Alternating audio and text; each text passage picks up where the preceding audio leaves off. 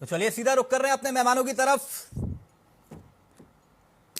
कमर साहब, आपने सुना होगा सिर्फ विवेक जी को छोड़कर किसी ने पासिंग मार्क्स भी नहीं दिया आपको। क्या कहना चाहेंगे? देखिए कांग्रेस तो खुद जीरो पे है। अगर जीरो उन्होंने दिया है तो बिल्कुल मुनासिब दिया है। जो पार्टी खुद जीरो पे है, अगर जीरो देती है तो आप अंदाजा लगा सकते हो उसकी सोच क्या, उसकी स्थिति क्या है। इसमें बुरा मानने की जरूरत नहीं है। रही हमारे भाई कपिश जी ने जो 3 नंबर दिए हैं, चलिए उनको अच्छाई और 3 कम से कम नजर आई। इसके लिए हम शुक्रगुजार उनके बहुत हैं कि वो जान रहे हैं कि कम से कम भारतीय जनता पार्टी सरकार काम कर रही है। और देखिए सराहनीय बजट के साथ साथ इसमें चाहे महिलाओं हैं, चाहे बुजुर्ग हो, चाहे किसान हो, चाहे नौजवान हो, सबके लिए कुछ ना कुछ है इस बजट में। क्योंकि ये बजट हमने जो बनाया है वो भारतीय जनता पार्टी की सरकार ने 5वां आप जानते हैं पेश किया है बजट। और माननीय योगी जी ने जो बजट जिस तरीके से पेश किया है, अभी तक जितने बजट आए उससे बहुत शानदार बजट है। क्योंकि आप जानते हैं कि हमारी वापसी जो थे 15 साल बाद इस सूबे में हुई है। और हमने सबसे पहले जो कैबिनेट करी, हमने जो संकल्प पत्र अपने वादे किए थे, हमने सबसे पहले 86 लाख किसान भाइयों कर्जा माफ किया। ये अपने आप में बड़ी उपलब्धि है, 1-1 लाख रुपया। उसके बाद आपने देखा गन्ना किसानों को 3-3 साल का भुगतान बाकी था, उनका हमने किया। फिर मदरसों का भुगतान जो बाकी था वो हमने किया। हमने पिछली सरकारों का जो कर्ज था वो भी माफ किया है। और लोगों को जो गन्ना किसान से लेके मदरसे तक शिक्षक जैसे उस्ताद कहते हैं, उनके भी हमने तनख्वाहें दी हैं। कमर अली साहब काम कर रहे हैं और आज की तारीख में जी। कमर अली साहब, मैं अभी क्योंकि मेरी आदत है मैं आंकड़ों के आधार पे ही बात करता हूं, हवाई बातें नहीं करता। जावेद जी जानते हैं, कपीस जी जानते हैं जी। अगर मैं गलत होऊंगा तो आप मुझे दुरुस्त भी कर दीजिएगा, मुझे कोई आपत्ति नहीं है।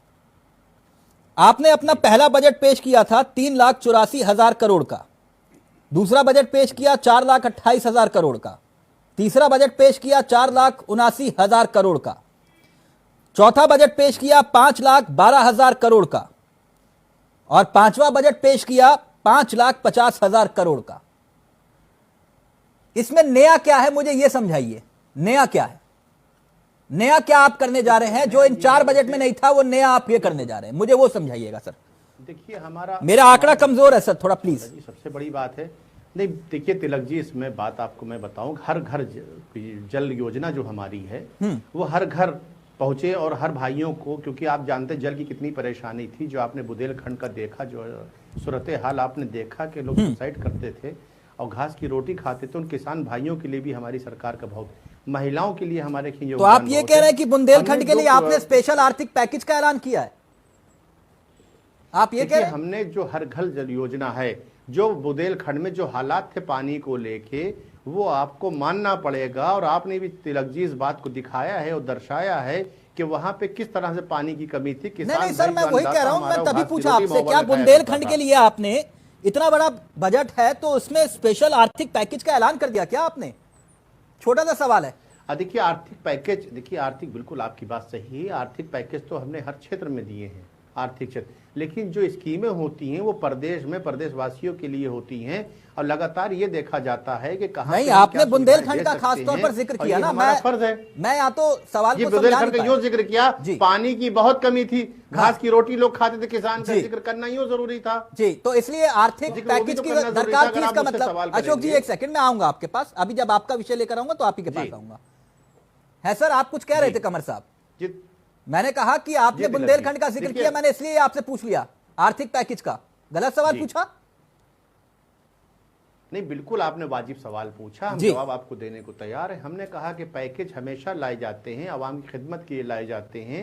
और हमेशा आपने देखा कि हमने, क्योंकि जिक्र यूं किया हमने कि जो स्थिति थी वो स्थिति आज की तारीख में 4 साल में तिलक जी बेहतर है। अच्छा, पहले से बेहतर है बुंदेलखंड में। अच्छा, मुझे अब एक बात बताइए, किसानों के लिए क्या दिया सर? क्योंकि पैनल बड़ा, ध्रुव भी जुड़ गए मेरे साथ। किसानों के लिए क्या किया सर? किसानों के लिए बताइए ना, किसानों के लिए क्या दिया आपने? किसानों के लिए देखिए, किसानों के लिए किसान सम्मान निधि भी हमने दी। हमने 1-1 लाख रुपए आपने दिए, 86 लाख किसान भाइयों को माफ भी किया है। नहीं, किसान सम्मान निधि तो पहले भी मिलता था ना, वो तो प्रधानमंत्री जी की योजना है। लेकिन किसानों का आपने पूछा किसानों के लिए क्या किया? नहीं, किसानों के लिए किया मतलब इस बजट में क्या किया आपने? किसानों के लिए कर्जा भी तो माफ किया है हमने। गलत सवाल पूछ लिया मैंने। किसानों की आय दोगुनी करने के लिए बराबर पहली बार मक्का खरीद, पहली बार मक्का खरीद हमारी सरकार ने किया। किसी भी सरकार ने, तिलक जी, कभी मक्का खरीद नहीं किया था। अच्छा। ये हमारी अपने आप में उपलब्धि है। अच्छा। हम एमएसपी पे उनका खरीद रहे हैं अनाज, आप जानते हैं। मंडियों MSP में पर जो खरीद रहे लापरवाही हैं। जिन लोगों ने करी, शांता कुमार उनके खिलाफ कमेटी कार्रवाई बताती भी है हुई। 6% आप सिर्फ जो है एमएसपी पर खरीदते हैं। ये मैं नहीं कह रहा, ये शांता कुमार कमेटी की रिपोर्ट कहती है। आगे बोलिए। देखिए, शांता कुमार को बिल्कुल मैं कह रहा हूं, बिल्कुल सही बात आपकी, लेकिन हमारा जो लक्ष्य है उसको हम खरीदते एमएसपी पे ही है। आपने गवर्नमेंट का अपना लक्ष्य होता मैं है, गवर्नमेंट अपने लक्ष्य पे इस डिबेट को MSP आगे पे बढ़ाऊं। खरीदती है। गन्ना किसानों के बकाये के लिए क्या प्रावधान किया इस बजट में, मुझे सिर्फ इतना समझाइएगा आप।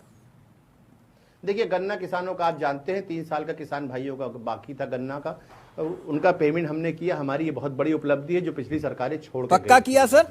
वो हमने किया है, ये हमारी बहुत बड़ी उपलब्धि है। सर देखिए, मैं हिसाब लेकर बैठता हूं, मैंने आपसे कहा। और बताइए। दूसरा सवाल मेरा यह था कि गन्ना किसानों के बकाये के लिए इस बजट में क्या प्रावधान किया गया, आपने वो सवाल गोल कर दिया, ये नहीं बताया मुझे। देखिए, गोल नहीं मैंने किया। हमारे पास देखिए, हमने जिस क्षेत्र में जो पैसा दिया अभी आपने उस क्षेत्र में दर्शाया है। नहीं, चाहे फसल सिंचाई बर्बाद के लिए हो जाए चाहे उसके मेडिकल मुआवजे के लिए हो, अलग से क्या चाहे प्रावधान किया अल्पसंख्यक के आपने? लिए हो, चाहे SC/ST जी। फसल अगर बर्बाद हो जाए क्या तो कह रहे उसके मुआवजे के लिए क्या ऐलान किया आपने?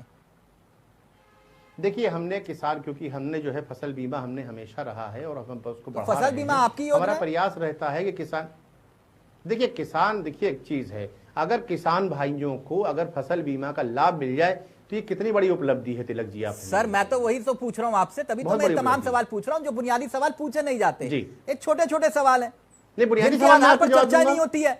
अली साहब, तिलक जी इन्होंने नौकरी कहा और कि हमने जो उद्योग चीजें लैक्स बेची, जो मैं एक इनके मिनट नेता बात कह रहे हैं कि करते नौकरी हैं। और तिलक उद्योग जी, लैक्सेस, ये बजट जो है खोखले दावे का है। तिलक जी, मैं वहां शुरुआत करता हूं जहां से कपिल जी ने कहा था कि चीनी मिलें बोझ बन गई थी, उस चीनी मिलों को हमने बेच डाला। मतलब ये मानते हैं किसान भाई इनके ऊपर बोझ बन गए थे। जो किसान भाइयों को आप कर्जदार बना के गए थे, वो अल्पसंख्यक मुसलमान आपके ऊपर बोझ बन गए थे, जिनकी 3-3 साल की तनख्वाहें आप छोड़ के गए थे। अरे एक एक क्वेश्चन का जवाब दीजिए ना, क्या मतलब आप, अरे समझदार आदमी कपिल जी आप हैं। आपने कहा बोझ बन गई चीनी मिले, आपने कहा किसान भाई बोझ बन गए आपके ऊपर, आपकी सरकार के ऊपर। वो अल्पसंख्यक मुसलमान जिनका वेतन आप जो था 3 साल का बकाया छोड़ के गए, जिनको भारतीय जनता पार्टी का आप डर दिखाते थे कि भारतीय जनता पार्टी की सरकार ना आ जाए, आपने 3 साल का उनको वेतन नहीं दिया। आप कैसी बात कर रहे हैं कपिल जी?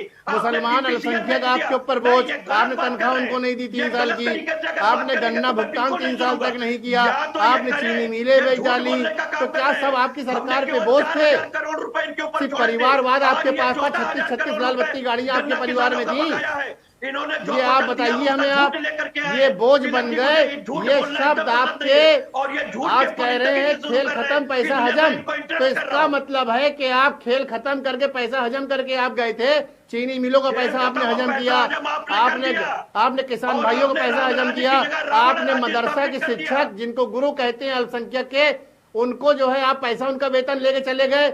आप सबका आपके ऊपर बहुत सारे लोग थे। 5 साल की सरकार चली, आप लोगों को शर्म नहीं आती है कि राष्ट्रीय अध्यक्ष आपके कहते हैं कि पैसा खेल खत्म, किस तरह खेल? अरे विवेक जी, मुझे 3 बातों का तिलक जी जवाब चाहिए। फैक्ट्स पर तिलक जी, मुझे इनकी 3 बातों का जवाब ओके, चाहिए। कमर जी, क्विक पहला रिएक्शन। ये जवाब चाहिए कि इनका चीनी मिले बेच के गए, इनके ऊपर बोझ था। किसान भाई गन्ना किसान, इनके ऊपर भुगतान था, वो इनके ऊपर बोझ थे।